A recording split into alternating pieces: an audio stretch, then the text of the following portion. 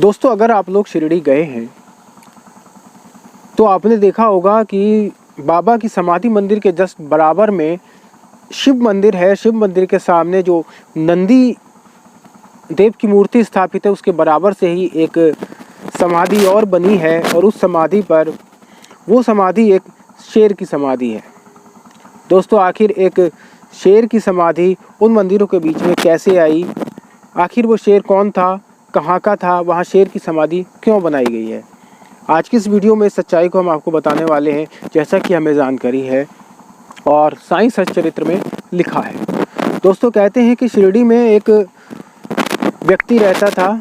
उसको कभी जंगल में एक छोटा सा शेर का बच्चा जख्मी हालत में मिला था, जिसको वो अपने साथ उठा लाया और उसने उसको अपने बच्चे की तरह ही पाला। क्योंकि वो स्वयं एक मदारी था तो उसके बाद और जानवर भी थे, इसीलिए उसने शेर को भी उसमें शामिल कर लिया और उसकी पैतृक व्यवसाय का वो एक हिस्सा हो गया और उसकी जीविका चलती रही। धीरे धीरे शेर बड़ा हुआ और उसके साथ एक पिता और पुत्र जैसा व्यवहार था। कभी वो शेर किसी को कोई नुकसान भी नहीं पहुंचाता था, इसका भी वो ध्यान रखता था।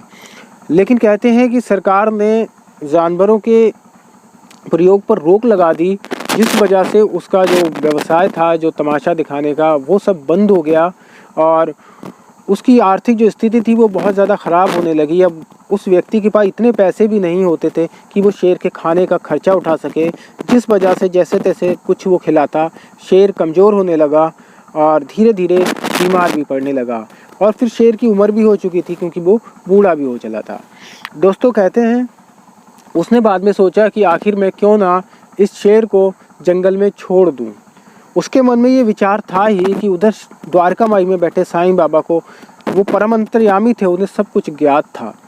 उन्होंने श्यामा के हाथ खबर भिजवाकर उस शेर को अपने पास लाने का आदेश दिया। डरते डरते जो शेर का मालिक था वो उसको द्वारका माई तक लेकर आया और वो जंजीरों में बंधा था। बाबा ने कहा कि इससे सारी जंजीरें खोल दो। जैसे ही उन्होंने शेर को खोला, शेर ने जोर की दहाड़ लगाई और बाबा की ओर दौड़ पड़ा। वहाँ जितने लोग थे सब लोग घबरा गए, घबरा कर इधर उधर भागने लगे, लेकिन बाबा ऐसे ही बैठे रहे। सबको लगा कि कहीं ये बाबा के ऊपर आघात न कर दे। लेकिन जैसे ही शेर बाबा के पास पहुँचा और उसने एक जोर की दहाड़ लगाकर अपने दोनों अगले पैरों के पंजे साईं बाबा के चरणों में रख दिए और उनकी गोद में अपना सर रख दिया। बाबा ने बड़े प्यार से उसके पूरे शरीर पर हाथ फेरा, उसको पुचकारा और अपनी झोली से ऊदी लेकर उसके माथे पर ऊदी लगाई।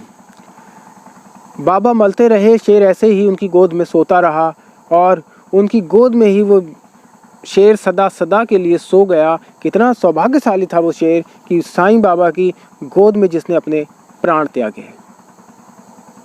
बाबा ने की आंख से भी उस वक्त आंसू निकल आए और बाबा ने कहा कि ये शेर मेरा परम भक्त है, इसने इस योनि से मुक्ति पाई है और अब इसकी समाधि आप मेरे द्वारा समाधि के बराबर ही इसकी समाधि बना दो। जहाँ बाबा की अब समाधि है, बाड़े के पास बाबा ने उसकी समाधि बना दी गई, जो आज भी मौजूद है। आज भी आप जाएंगे तो समाधि मंदिर के बराबर से नंदी के पास एक समाधि है, जो उस शेर की समाधि है। दोस्तों, ये छोटी सी घटना थी कि बाबा ने किस तरह से एक जानवर को अपने प्यार, अपनी करुणा से भवसागर पार करा दिया। धन्य है वो शेर जिसको बाबा की गोद में प्राण त्यागने का सौभाग्य मिला और जन्म जन्मांतर के इन बंधनों से वो मुक्त हो गया। तो दोस्तों, अगर वीडियो अच्छी लगी हो तो वीडियो को लाइक कीजिएगा, चैनल को सब्सक्राइब कीजिएगा। मिलते हैं फिर किसी अगली वीडियो में, तब तक के लिए नमस्कार।